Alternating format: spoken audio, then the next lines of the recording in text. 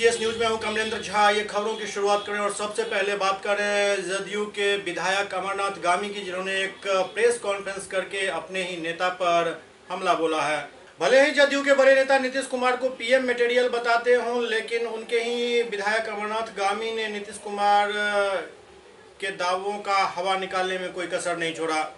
दरभंगा के हायाघाट विधानसभा से जदयू विधायक अमरनाथ गामी ने आज अपने आवास पर प्रेस वार्ता करते हुए मुख्यमंत्री नीतीश कुमार के बदले मोदी का ज्यादा गुणगान किया।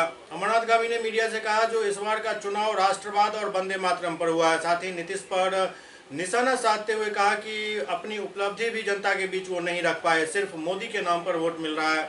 इस लोकसभा में मोदी के विकास के कामों की तारीफ करते हुए कहा, जो लोकसभा चुनाव परिणाम के बाद दूसरे दलों के विधायक में भगदड़ मचने की संभावना है। साथ ही दूसरे दलों के विधायक को बीजेपी में ही अपना भविष्य दिख रहा है।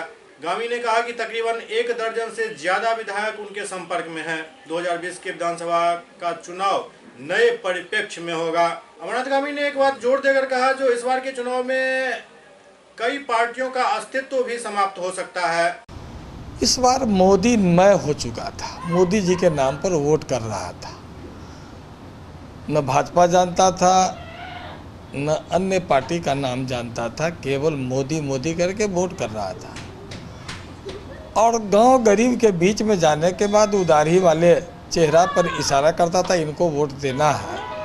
तो निश्चित रूप से इस बार का चुनाव जो संकेत दे रहा है कि राष्ट्रीय राजनीतिक परिप्रेक्ष्य के साथ साथ बिहार का भी राजनीतिक परिप्रेक्ष्य बदलने वाला है।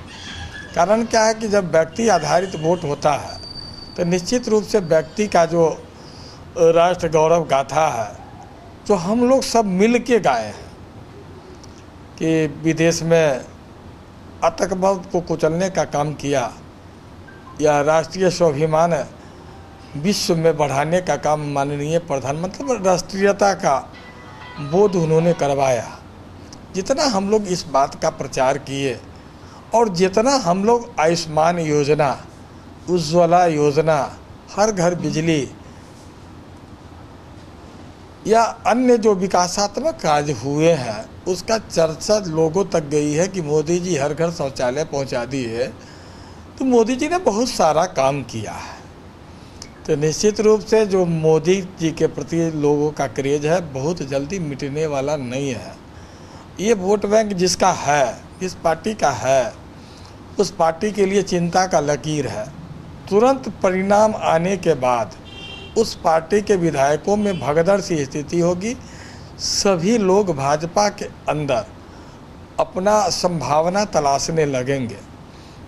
तो निश्चित रूप से वो पार्टी जिनका आधार खिसक जाएगा, या तो पार्टी समाप्त हो जाएगा या उसके विधायक भाजपा में समा जाएगा, ऐसा संकेत दिखता है। 2020 का जो चुनाव होगा बिहार के अंदर, वो भी नया परिप्रेक्ष्य में होगा, ऐसा हम कह सकते हैं। कारण है कि जब हम गरीब गुरबा के जुबान पर मोदी मोदी डाल दिए हैं, तो उस दिन भी हमको मोदी मोदी करके वोट लेना पड़ेगा और तभी हम बिहार के अंदर बड़ी कामयाबी प्राप्त कर सकते हैं। क्योंकि मोदी लोगों के जेहन में बस चुका है। इसको बसाने में हमारे नेता, हम लोगों का भी हाथ है। हम लोग भी राष्ट्रीय मुद्दा को प्राथमिकता दिए, वंदे मातरम को प्राथमिकता दिए, पाकिस्तान में घुस के आतंकवादी पर हमला को प्राथमिकता दिए, राष्ट्रीय स्वाभिमान का विषय को प्राथमिकता दिए।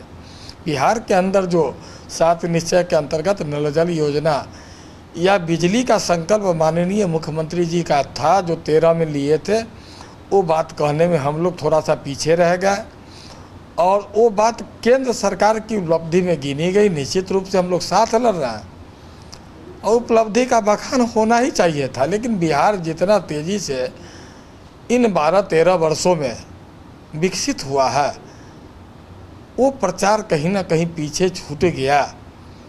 इस कारण से हम कह सकते हैं कि आने वाला जो गठबंधन है, मोदी जी के बिना हम लोगों का काम नहीं चलेगा।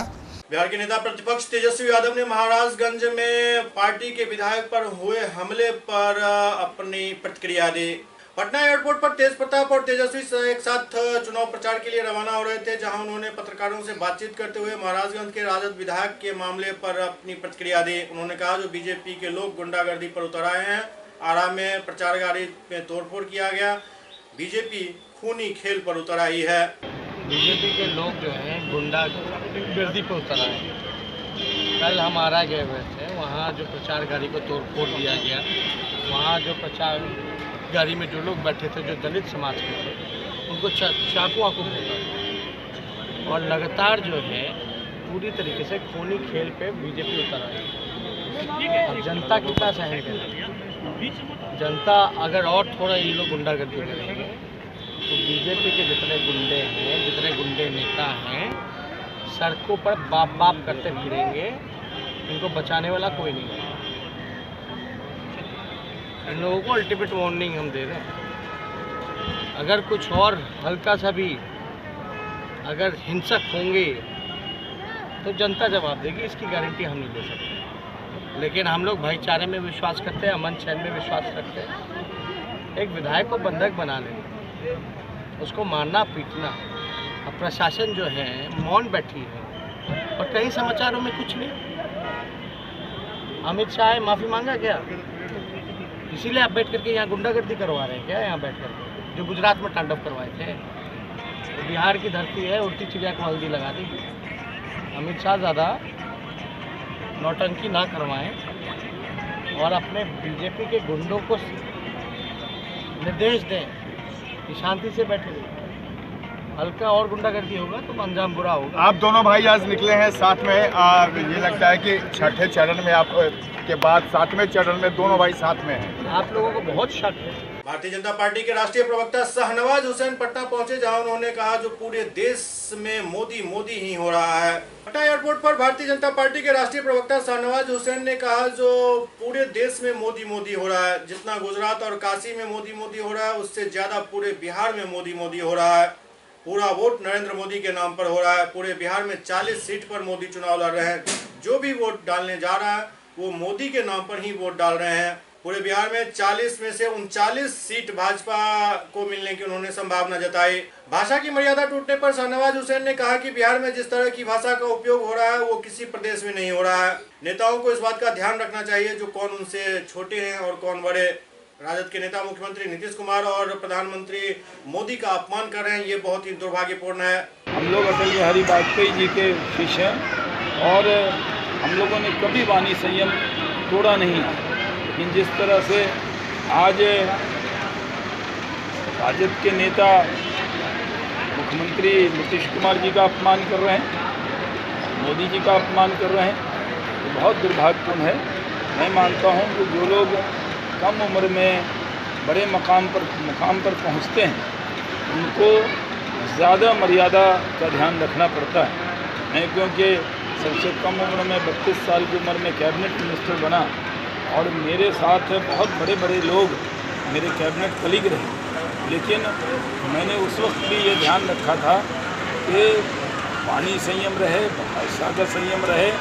जो व्यक्ति वाणी संयम नहीं रखता वो नेता कितना बड़ा हो जाए, कितने बड़े पद पर पहुंच जाए, लेकिन अगर विचारों में शालीनता नहीं होगी तो जनता उसे कभी भी स्वीकार नहीं करती। दोनों भाई आज चुनाव में साथ गए हैं, तेज और तेजस्वी। चुनाव प्रचार के लिए आरा, नालंदा और तेज प्रताप काफी दिनों से चल रहा था कि वो दोनों साथ नहीं है। ये आरोप लग रहा था आप लोगों की तरफ से भी। हमने कभी भी पर कोई टिप्पणी भी नहीं की। मैं जानता था कि ये सब ऐसे ही है, ध्यान आते रहते हैं। आजकल जब से इलेक्ट्रॉनिक मीडिया आया है, हर के मन में इच्छा होती है दिखने की, और दिखने की होड़ में कुछ भी बोलने की इच्छा होती है। तो बहुत दिनों तक खबरों में रहे और जो पूरे देश में मोदी मोदी हो रहा है, और जितना गुजरात में मोदी मोदी हुआ है, जितना काशी में मोदी मोदी हुआ है, उससे ज़्यादा बिहार में मोदी मोदी हो रहा है। पूरा वोट नरेंद्र मोदी जी के नाम पर है। बिहार के अंदर सारी सीटों पर 40 की 40 सीटों पर मोदी जी चुनाव लड़ रहे हैं। जो भी वोट डालने जा रहा है कह रहा है मोदी जी को वोट डालने जा रहे हैं। मोदी जी के नाम पर, और मोदी जी ने जिस तरह से देश का स्वाभिमान बढ़ाया है उस पर लोग वोट कर रहे हैं। और मैं समझता हूं कि बिहार में कम से कम 39 सीट भारतीय जनता पार्टी और उसका गठबंधन जीतेगा, इसमें कोई शक की गुंजाइश नहीं। ये सही है कि भाषा की मर्यादा टूट रही है। बिहार में जिस तरह की भाषा का उपयोग हो रहा है, ऐसी भाषा का उपयोग किसी प्रदेश में नहीं हो रहा।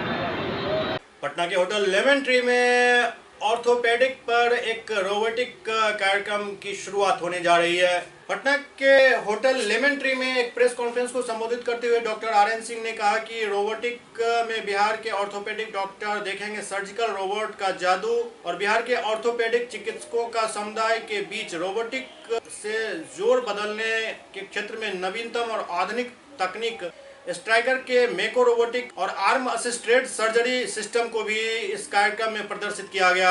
मेको सिस्टम जोड़ों को बदलने की तकनीकी में सबसे आधुनिक तकनीक है। यह घुटने और कुल्हे को बदलने के तरीके में क्रांतिकारी परिवर्तन लाता है। जोड़ों के घिस जाने से होने वाले दर्द से मुक्ति मिलेगी, और बीते वर्षों में मरीजों के इलाज में तकनीक ने महत्वपूर्ण भूमिका निभाई है। इसकी लागत लगभग 1,30,000 रुपया तक आ सकती है। चल सकता है, तो इतनी बड़ी एडवांटेज है। This is becoming now N outdoor procedure. जैसे आज का ऑपरेशन शाम तक चला गया, घर भी जा सकता है। तो रोबोटिक सर्जरी ग्रेट लीप हमारे इसमें डेवलपमेंट्स में आया है जॉइंट्स के। इसका मेन पर्पस है कि हम जो भी कर रहे हैं वो प्रेसाइज कर रहे हैं, जहां हमको कट करना है रोबोट्स करता है, और हम जो लगा रहे हैं टाइल्स वो इतना अच्छा से फिट बैठ रहा है कि जिसकी ड्यूरेबिलिटी बहुत बड़ी है।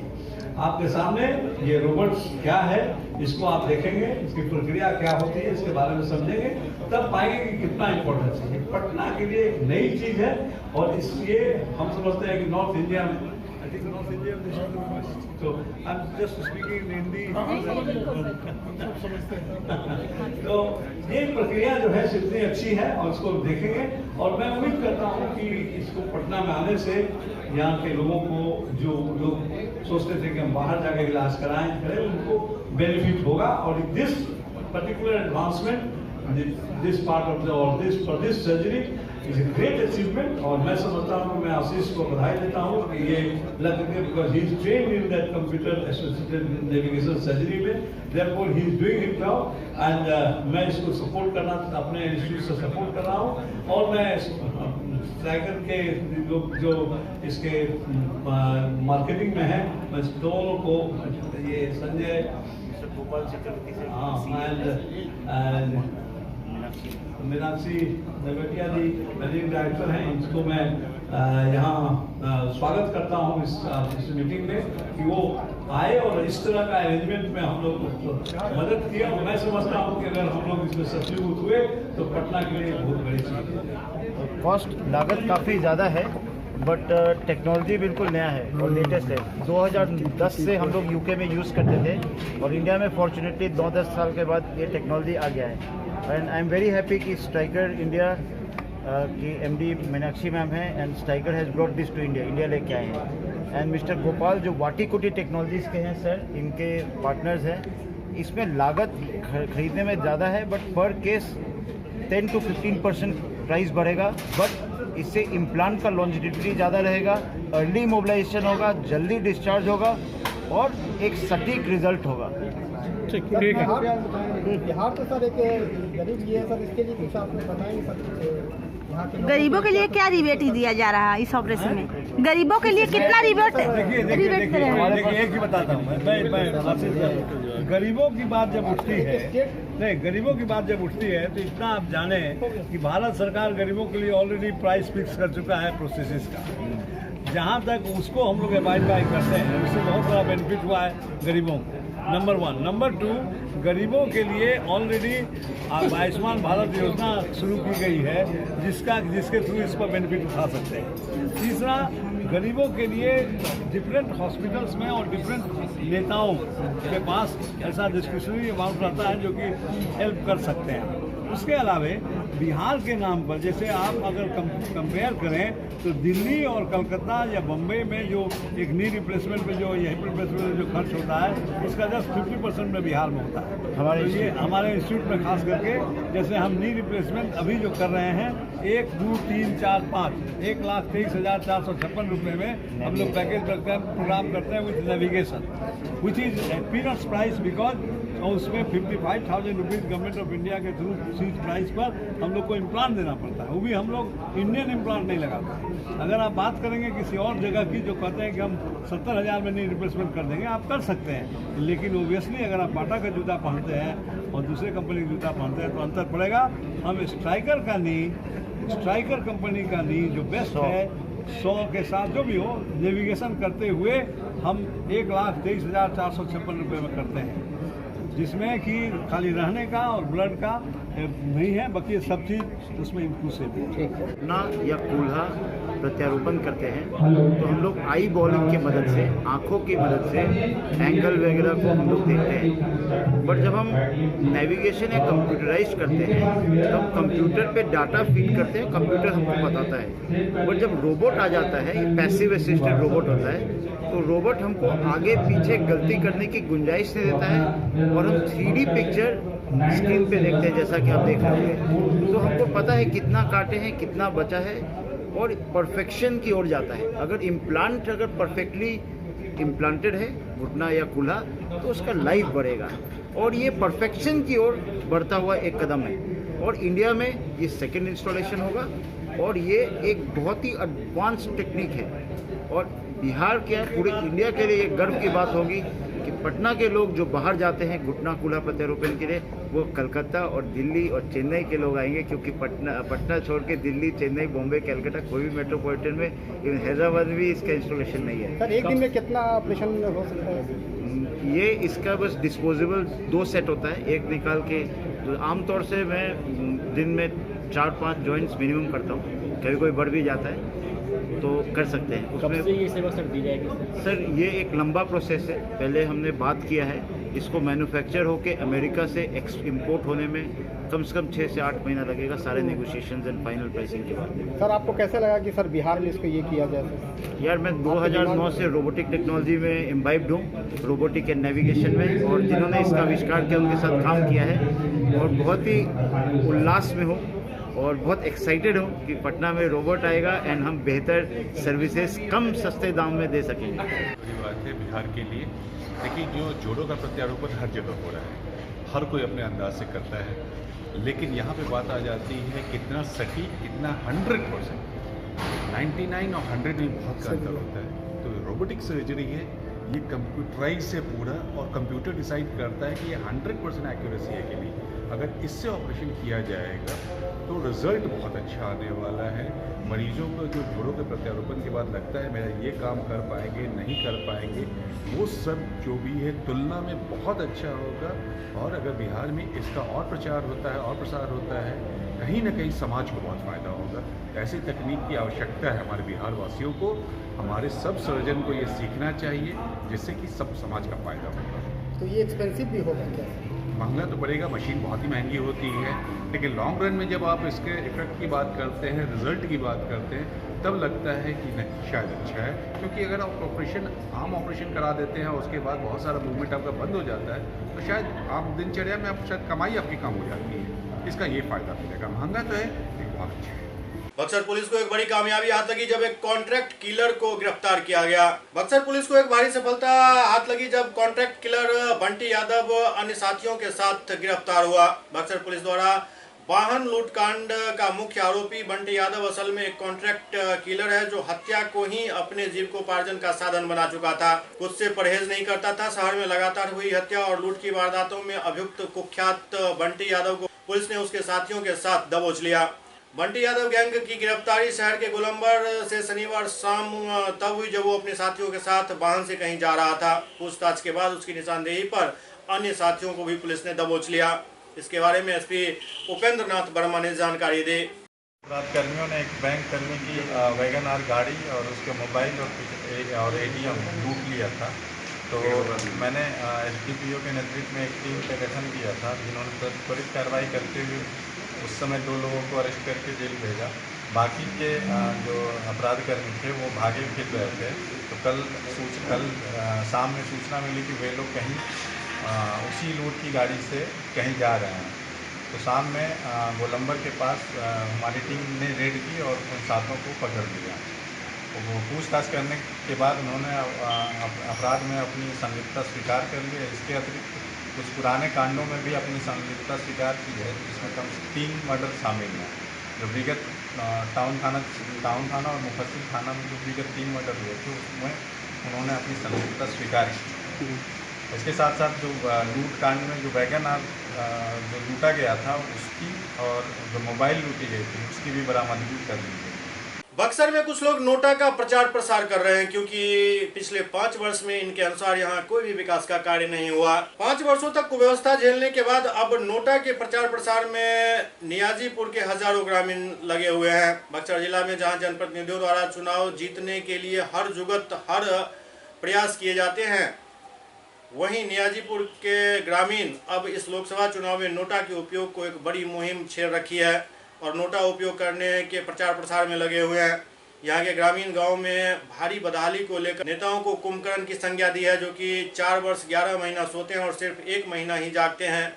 ग्रामीणों का कहना है जो इतनी बड़ी आबादी वाले गाँव में न स्वास्थ्य की व्यवस्था है, न ही सड़क है, न ही कोई शिक्षा व्यवस्था है। इसलिए इन सुविधाओं से वंचित रहने के कारण पूरा गाँव मिलकर नोटा का प्रयोग करने पर विचार कर रहा है। हमारे 2 बार सांसद हुए, हमारे क्षेत्र का कोई विकास नहीं हुआ। रोड का पोजीशन देखा जाए तो हम लोग का सुरक्षा आने जो रोड नहीं है, पड़री से देखा जाए और बांध तक।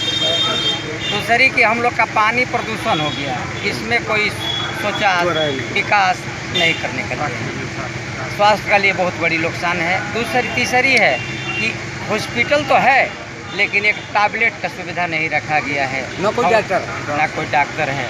इसका लिए हम लोग नोटा की तरफ जाने के लिए सोचे। हमारे क्षेत्र की जो समस्या है उस समस्या को देखते हुए हम लोग नोटा की तरफ जाने के लिए मजबूर हुए हैं, इसलिए कि हमारे यहाँ कोई भी सांसद विधायक हमारे क्षेत्र की जो समस्या है, बच्चों का स्कूल है, उनकी पढ़ाई है, और यहाँ पर जो पानी में आर्सेनिक की मात्रा है, बहुत सालों से हमारे यहाँ बोरिंग कर रहा है। शुद्ध हर घर में नल का जल 7 निश्चय योजना के तहत चल रहा है। घर गली गली बनाने का जो कार्यक्रम चल रहा है, इसमें सब हवाई साबित हो रहा है। यहाँ पर कोई भी कार्य जो है स्थायी रूप से बढ़िया रूप से नहीं हो रहा है। हम लोग आर्सेनिक पानी पीने के लिए मजबूर है, इसलिए हम लोग नोटा की तरफ जाने के लिए भी मजबूर हुए हैं। यहाँ के जितने भी विगत सांसद हुए, ये देरांचल का क्षेत्र के विकास के नाम पर जीरो है। सब भ्रष्टाचारी है, सब अपना पेट भरने के लिए, अपने कुर्सी के लिए लड़ रहे हैं। सिर्फ हम लोग को दिखावे दे रहे हैं, लालच दे रहे हैं, प्रलोभन दे रहे हैं। हम लोग विकास में शिक्षा की व्यवस्था हो रही है, न स्वास्थ्य की व्यवस्था हो रही है, न सड़क की व्यवस्था हो रही है, किसी तरह की व्यवस्था नहीं है। जहाँ पर हम लोग खड़े हैं पीछे स्वास्थ्य केंद्र है, वहाँ का बदहाली की स्थिति है तो डॉक्टर है, न नर्स है, न तो टैबलेट है। बगल में ये स्कूल है, यहाँ पर जो भी शिक्षक आते हैं मनमर्जी के अनुसार आते हैं, मनमर्जी के अनुसार जाते हैं। हमें प्रत्याशी से मतलब नहीं है, हमें चाहिए विकास। किस चीज़ में विकास चाहिए? शिक्षा में विकास चाहिए, हमारे स्वास्थ्य में विकास चाहिए। रोड की हालत देख लीजिए, ये पीछे स्वास्थ्य केंद्र देख लीजिए। यहाँ की जनता से पूछिए कि हमारे जो सांसद हुए वो कब यहाँ आते हैं। हमारे सांसद नहीं है, वो कुंभकर्ण कुंभकर्ण 6 महीने सोता था, 6 महीने जागता था। ये 4 साल 11 महीने सोते हैं और 1 महीना जागते हैं। चुनाव आता है, सिर्फ 1 महीने के लिए लोग जागते हैं, उसके बाद 4 साल 11 महीने अपने घर में आराम से सोते हैं। लेकिन अब ये जनता इस बार नोटा का बटन दबा के इनको अपनी औकात दिखाएगी। सुपौल में सीबीएसई की 10वीं की परीक्षा में टॉप 10 में आए छात्र छात्राओं को पुरस्कृत किया गया। पिछले दिनों सीबीएसई की 10वीं परीक्षा में उत्साहवर्धक परिणाम देखने को मिला, जिस परीक्षा में जिला मुख्यालय स्थित रजनीकांत पब्लिक स्कूल के छात्र छात्राओं ने बेहतर अंक लाकर विद्यालय सहित जिले का नाम रोशन किया।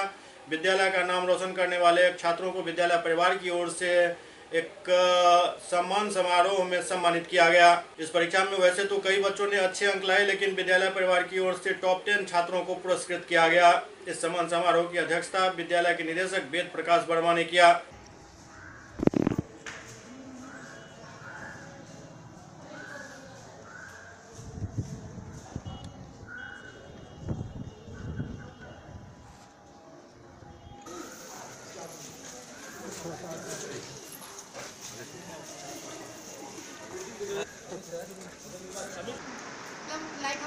सिलेबस उतना हार्ड तो नहीं था, क्योंकि हर सिलेबस के लिए 1 ईयर का टाइम आपको दिया जाता है, तो इस टाइम का यूटिलाइज आपको एकदम सही तरीके से करना चाहिए।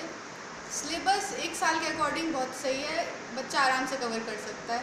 What you have to do is do it lesson wise and session wise.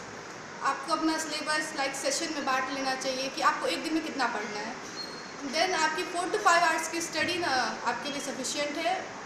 And यही कि रेगुलर पढ़ना चाहिए बच्चे को, एंड मेहनत तो थोड़ी करनी पड़ती है, और टीचर्स तो बहुत सपोर्टिव होते ही हैं। आपको जहाँ प्रॉब्लम हो आप अपने टीचर से कंसल्ट करो, आपकी सारी प्रॉब्लम्स क्लियर करेंगे। एंड या it was quite easy, like जितना एक्सपेक्टेड था उतना मिला, और बेटर हो सकता है अगर बच्चे मेहनत करें तो। टॉप 10 बच्चे थे स्कूल के CBSE रिजल्ट में, तो बच्चों का मनोबल बढ़ाने के लिए ये आवश्यक था कि बच्चों को प्रोत्साहित किया जाए। स्कूल की एक परंपरा भी होनी चाहिए कि ऐसे बच्चे जो अच्छा कर रहे हैं उन्हें सम्मानित कर उनको आगे बढ़ाया जाए। इसीलिए स्कूल एक कार्यक्रम का आयोजन किया, और इस कार्यक्रम के तहत जो 10 टॉपर्स थे उनको बुलाया गया और उनको गिफ्ट दिया गया, प्राइज़ दिया गया। तो एक समारोह का आयोजन हुआ जिसमें बच्चे अपना एक्सपीरियंस भी शेयर किए, टीचर्स भी अपना एक्सपीरियंस शेयर किए, और व्यवस्था में और सुधार की अगर आवश्यकता है तो इस पर भी हम लोगों का ध्यान गया कि कहाँ पर क्या त्रुटि रह गई और उसको कैसे हम लोग ठीक करें, ताकि आने वाले जो बच्चे हैं उनके भविष्य में उनको उसका फ़ायदा मिले। तो ये जो प्राइज़ डिस्ट्रीब्यूशन सेरेमनी था वो काफ़ी उत्साहवर्धक रहा, और इस तरह से ये कार्यक्रम आज संपन्न हुआ। नेता प्रतिपक्ष तेजस्वी यादव ने मुख्यमंत्री नीतीश कुमार को चुनौती दी है। राजद सुप्रीमो लालू प्रसाद के मुख्यमंत्री नीतीश कुमार के नाम लिखे पत्र पर तेजस्वी यादव ने सीएम से ही जवाब मांग लिया है। उन्होंने कहा कि अगर मुख्यमंत्री नीतीश कुमार को पत्र लिखा गया है तो हम अपेक्षा करते हैं कि उन्हें इस मामले में कैमरे के सामने आकर जवाब देना चाहिए। इसके साथ ही यूपी की पूर्व मुख्यमंत्री मायावती के बिहार के उप मुख्यमंत्री सुशील कुमार मोदी को लेकर की गई टिप्पणी पर तेजस्वी यादव ने कुछ भी कहने से इनकार कर दिया। उन्होंने कहा जो इस मामले पर कोई भी टीका टिप्पणी हम नहीं करना चाहते। इसमें नीतीश कुमार जी को लिखा है, तो नीतीश कुमार जी से हम लोग अपेक्षा करते हैं कि वो आकर के जो है कैमरे के सामने जवाब देने का काम करेंगे। अच्छा, मायावती जी ने आज नरेंद्र मोदी पर हमला बोला है, करारा हमला बोला है, और उनके परिवार पर भी सवाल उठाए हैं। आप इसको कैसे देखते हैं? क्या चीज़? उन्होंने परिवार पे सवाल उठाते हुए कहा है कि उन्होंने अपने पॉलिटिकल फ़ायदे के लिए अपनी पत्नी को छोड़ दिया। अब देखिए, इस पे हम ज़्यादा टिप्पा टिप्पणी नहीं करेंगे। मायावती जी ने कहा है तो जो चीज़ें हैं, आप देखिएगा प्रधानमंत्री लगातार जो हैं पर्सनल अटैक जो है गांधी परिवार पे करते हैं, राजीव गांधी जी के बारे में उल्टा सीधा बोलते हैं। तो इसमें जो प्रधानमंत्री का जो स्तर होना चाहिए वो गिरा हुआ है, और कई बीजेपी के नेता जो हैं आम आदमी पार्टी के प्रत्याशी के बारे में कई पर्सनल कमेंट ऐसा किए हैं जो कि शोभनीय नहीं है। अच्छा, एक कांग्रेस महासचिव ने प्रियंका गांधी वाड्रा पर आरोप लगाया है कि उन्होंने उनके साथ बदतमीजी की है। कांग्रेस के महासचिव ने, सब बकवास है। मायावती द्वारा प्रधानमंत्री पर दलित प्रेम के आरोप को जीतन राम मांझी ने भी उचित ठहराया है। मायावती के प्रधानमंत्री के दलित प्रेम पर दिए बयान का पूर्व मुख्यमंत्री जीतन राम मांझी ने समर्थन किया है। मायावती ने सही कहा कि अगर दलित प्रेम होता तो 5 साल में दलित आरक्षण को आगे बढ़ा देते। दलितों के प्रति प्रधानमंत्री सिर्फ दिखावा करते हैं। प्रधानमंत्री के कार्यकाल में ही उन्नाव की घटना हुई, बिहार में भी कई घटनाएं हुई है। बंगाल की हिंसा पर मांझी ने कहा जो हिंसा पर कोई जानकारी नहीं है, लेकिन बंगाल में बम्पर वोटिंग हो रही है। देखिए, सब व्यक्तिगत मामले में हम कोई रिएक्शन नहीं देते। इस तरह का की बयानबाजी कैसी है सर? अब इसके बारे में कुछ नहीं बोलेंगे। मायावती जी बोली हैं, इसके बारे में कुछ नहीं कहेंगे। जरूर है कि सब कोई जो भी हो पत्नी को सम्मान चल गया और आगे चल। अच्छा, एक चीज़ और है कि मायावती ने कहा कि उनका जो है नरेंद्र मोदी का जो दलित प्रेम है वो दिखावटी है, वो राजनीतिक लाभ के लिए ऐसा कर रहे हैं।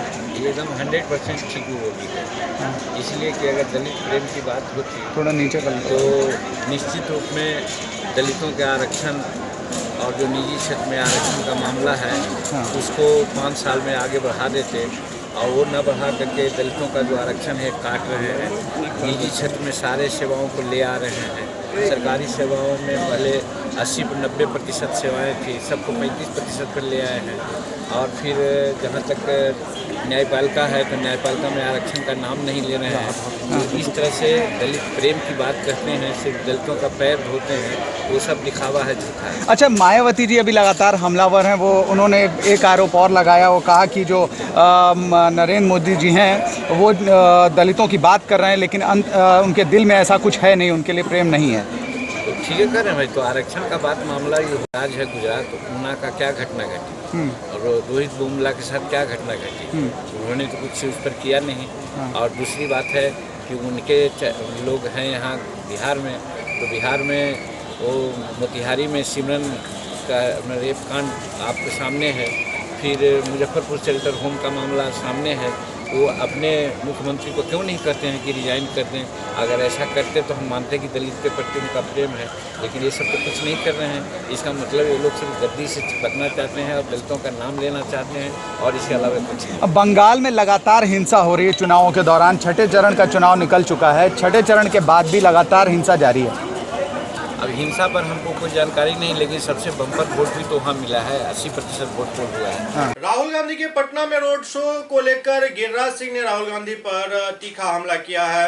राहुल गांधी के पटना रोड शो पर गिरिराज सिंह ने अपनी प्रतिक्रिया दी। उन्होंने कहा, जो अमेठी में राहुल रोड शो कर लेते तो उनकी पुश्तैनी सीट बच सकती थी। अरे भाई, अमेठी में रोड शो कर लेते राहुल गांधी तो ज्यादा बेहतर होता, उनकी पुश्तैनी सीट बच जाती। सुपौल में स्कूल प्रबंधन से नाराज लोगों ने जमकर हंगामा किया। सुपौल के छातापुर प्रखंड क्षेत्र के प्राथमिक विद्यालय यादव टोला में स्कूल प्रबंधन के खिलाफ नाराज छात्र एवं उनके अभिभावकों ने हंगामा किया। आक्रोशित छात्रों ने आरोप लगाया कि स्कूल में सभी विषयों की पढ़ाई नहीं होती है। इतना ही नहीं, छात्रों ने बताया कि हेडमास्टर के मनमानी से इस क्षेत्र के बच्चों का भविष्य अधर में लटका हुआ है। छात्रों द्वारा बताया गया कि आज 4 में से 2 शिक्षक ही आए। इधर छात्रों के कहने पर स्कूल पहुंचे अभिभावकों ने भी हंगामा किया। पढ़ने आता है डेली, क्या को सर हैं यहाँ पे? 4 को सर हैं, सब आते हैं, डेली आते हैं सब सर, नहीं आते हैं? क्या को सर जी आते हैं? 2। कितने क्लास में पढ़ते हो? 5 में पढ़ते हो। 5 का स्पेलिंग बोलो तो। संडे मंडे जानता है? बोलो, संडे मतलब क्या होता है? संडे मतलब रविवार। ठीक है, क्या नाम हुआ तुम्हारा? नाम क्या हुआ?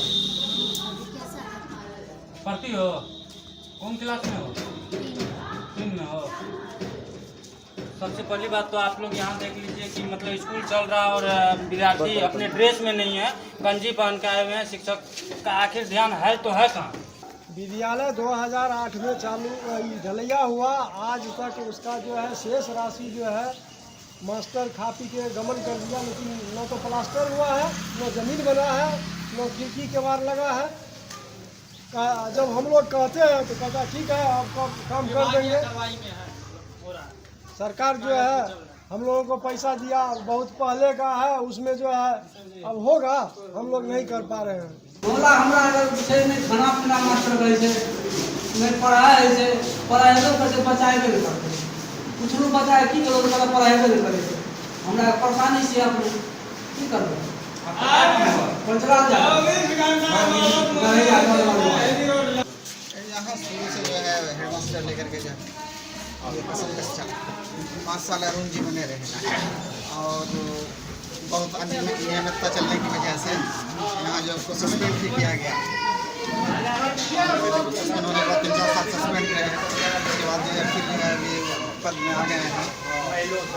बीच में मास्टर बने हैं। ग्रामीणों का कहना है कि मतलब समय से स्कूल नहीं खुलता, न समय से काम होता है, यहाँ पे अपना पढ़ाई लिखाई होता है। क्या कुछ मांगता है? समय से तो स्कूल खुलता है, लेकिन जिस तरह जो है चलना चाहिए मुकम्मल तौर पर सही मायने में नहीं चलता। आप एक शिक्षक हैं, आप खुद स्वयं बोल रहे हैं कि ऐसा नहीं चलना चाहिए। क्या कुछ व्यवस्था में कमी है? कहाँ कमी है? यहाँ देखिए 5 साल से बच्चा को जो है पैसा नहीं मिला है। आखिर क्यों नहीं मिला? इसका जिम्मेदार कौन है? हेडमास्टर जाने, इसीलिए तो हेडमास्टर सस्पेंड भी हुआ था और उसको जो है फिर जो सस्पेंड भी खुल गया है। क्या बात है, नहीं है ऐसा, हम लोग कैसे कहेंगे। आपके HM भी नहीं आते हैं स्कूल, क्या कारण है?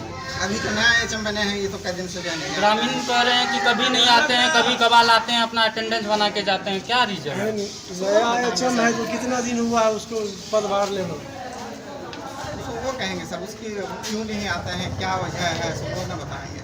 हम आते हैं, ग्रामीण से पूछ लीजिए, हम आते हैं, जो बच्चा जितना ही आता है उसको पढ़ाते हैं। और नहीं तो कॉपी चेक कर लीजिए, सबका ये पुराना बच्चा है ये निकल गया, इनसे पूछिए, या और कोई बच्चा से भी पूछिए कि अगर पढ़ाते हैं तो कौन पढ़ाते हैं। आप शिक्षक हैं और आपने क्या मतलब कुछ कदम उठाया है सुधार के लिए, शिक्षा में सुधार के लिए? जब बच्चा नहीं आता हम खुद जाते हैं, मोटरसाइकिल से देखे होंगे लोग, 2 बार 3 बार पीठ लगाते हैं, जितना ही बच्चा मिलता है उसको।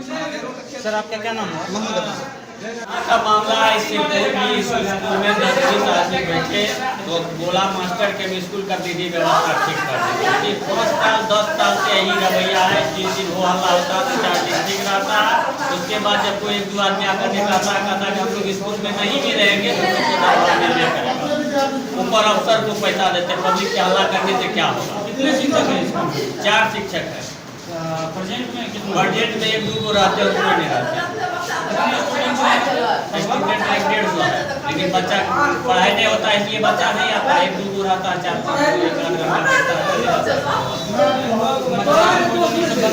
कभी नहीं बनता है। तक नहीं, जब कहीं कोई पदाधिकारी का समय रहता है तो सबको मालूम रहता है, वो दिन 1 किलो चावल पावर दाम बढ़ हेडमास्टर को उपस्थित नहीं, कभी नहीं, 6 महीना से नहीं है, कभी आए नहीं करते। आपका क्या नाम हुआ? बेटिया से भाजपा प्रत्याशी संजय जायसवाल पर हुए हमला को लेकर उन्होंने प्रशासन को इसमें संलिप्त बताया। पश्चिम चंपारण लोकसभा क्षेत्र से एनडीए प्रत्याशी डॉक्टर संजय जायसवाल पर गत दिन नरकटियागंज विधानसभा के शेखावना में बूथ संख्या 162 एवं 63 पर ग्रामीणों ने लाठी डंडा से जानलेवा हमला कर दिया था, जिसके बाद उन्होंने इसके लिए प्रशासन को जिम्मेदार ठहराया है। एक प्रेस कॉन्फ्रेंस के माध्यम से डॉक्टर संजय जायसवाल ने बताया कि मतदान के 3 दिन पहले से ही बूथ संख्या 162 और 163 पर गड़बड़ी होने की सूचना दी जा रही थी, लेकिन फिर भी उस बूथ पर होमगार्ड्स के जवानों की तैनाती की गई। जब वहां उपस्थित पोलिंग एजेंट द्वारा सूचना दिया गया कि बुर्के में पुरुष मतदाता मतदान कर रहे हैं, साथ ही हिंदुओं को धमकाकर मतदान करवाया जा रहा है, और उसी सूचना पर वो वहां पहुंचे थे जहां उन पर ईंट, डंडे और लाठी से हमला किया गया। उनसे कहा कि आप प्रशासन को खबर करो। 12:15 बजे से 3:45 बजे तक वो लोग लगातार प्रशासन को खबर करते रहे। एसपी का स्टेटमेंट था कि मैं कोई हवाई जहाज़ से आऊँगा, पुलिस जा रही है, और मुझसे झूठ बोला गया कि वहाँ शांति है।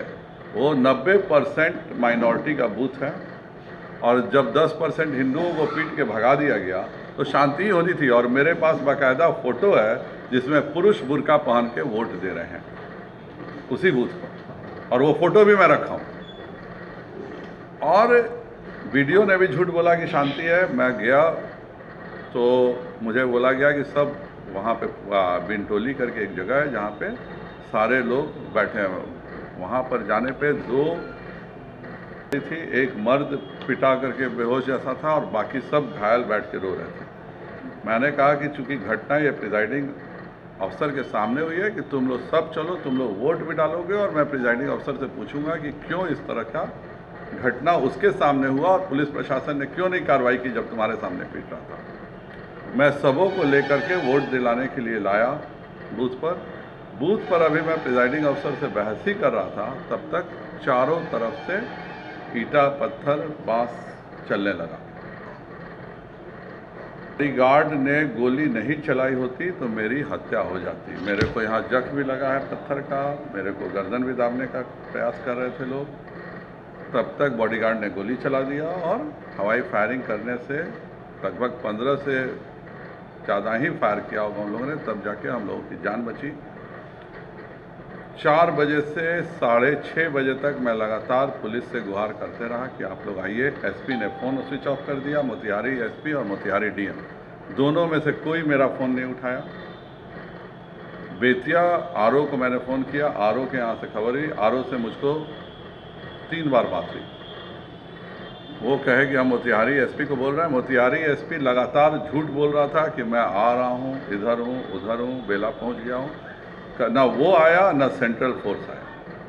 जब 6:30 बज गई तो अंधेरा होने के साथ मैं जानता था कि मेरी हत्या हो जाएगी। डीएसपी ने कहा कि आप चलिए यहाँ से। मैंने कहा कि जब तक सारे हिंदू नहीं निकलेंगे तो मैं नहीं चलूँगा, क्योंकि अगर मैं निकल जाऊँगा तो सारे हिंदुओं की हत्या हो जाएगी। फिर एक गाड़ी आई, सब हिंदुओं को बैठा गया और मैं डीएसपी की गाड़ी से बैठ के आया। रास्ते भर डीएसपी की गाड़ी तोड़ दी गई, सारे शीशे फोड़े गए, लगातार हम लोग पे पत्थर चलते गया और हम लोग अपना सर झुका के इसी तरह से वहाँ से निकल के आने में सफल हुए। लहरियासराय गुदरी बाजार से 400 लीटर शराब बरामद किया गया। लहरियासराय गुदरी बाजार से पुलिस ने गुप्त सूचना के आधार पर छापेमारी करके 400 लीटर विदेशी शराब बरामद किया। इस मामले में किसी की गिरफ्तारी नहीं हो पाई है।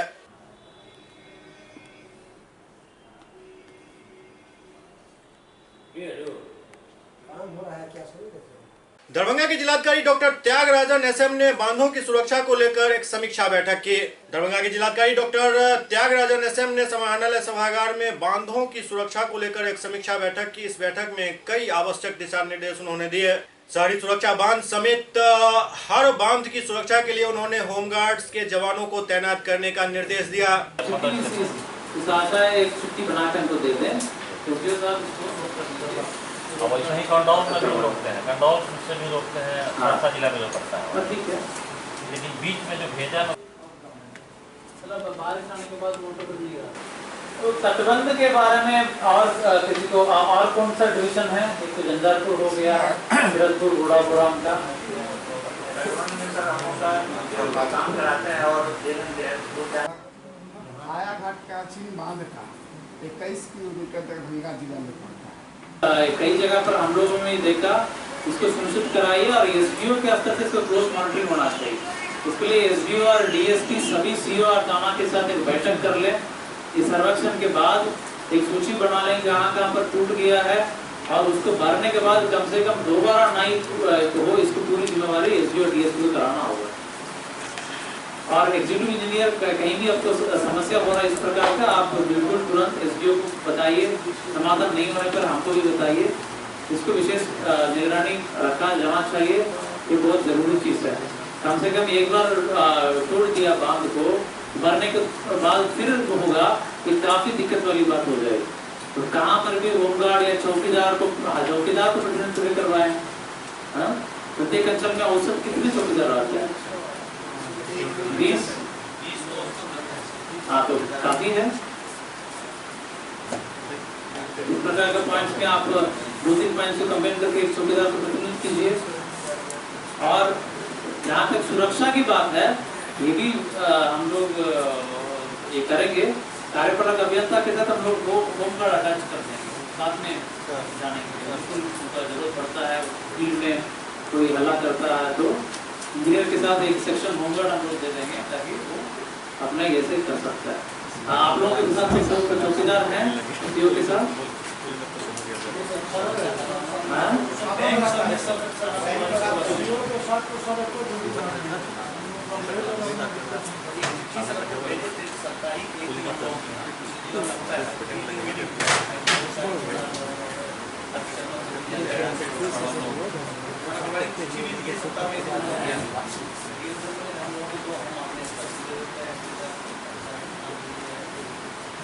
चलिए ठीक है, इसको हम लोग कैसे करते हैं। और 15 जून का विचार करते हैं। आप लोगों का भी कुछ कोर्स साथ में रहेगा तो ठीक रहेगा। उसमें कैसे होगा हम लोग देखते हैं। कि हम लोग भी निरीक्षण में देखे हैं कई अतिक्रमण है। जैसे हम लोगों का कौन सा नगर सुरक्षा तटबंध में भी कई अतिक्रमण हो गया है पिछले साल से। इसको सबको हटवाना होगा। संबंधित सीओ से आप संपर्क कर लें, ठीक है। और एसडीओ डीएसपी जब बैठक करेंगे इसका भी एक समीक्षा कर लीजिए कि तटबंध में अतिक्रमण हटाने का। नगर सुरक्षा तटबंध में काफ़ी अतिक्रमण हो गया है, तो अगले 15-20 दिन में मैक्सिमम पानी आने के पहले, जून 10-15 के पहले बिल्कुल हटा देना होगा। 23 मई के तुरंत बाद इसमें सभी सीओ लोग लग जाएंगे। सदर सीओ है अभी है, तो आप लोग लग जाइए, इसको हटवा दीजिए, पहले इसको हटवाइए, हम लोग देखें। बाकी जगह पे देखिए एसडीओ भी इसको मॉनिटरिंग करते रहना। SCS न्यूज के इस अंक में अभी इतना ही। अगले अंक में फिर कुछ और समाचारों के साथ उपस्थित होंगे। तब तक आप देखते रहिए SCS न्यूज। नमस्कार।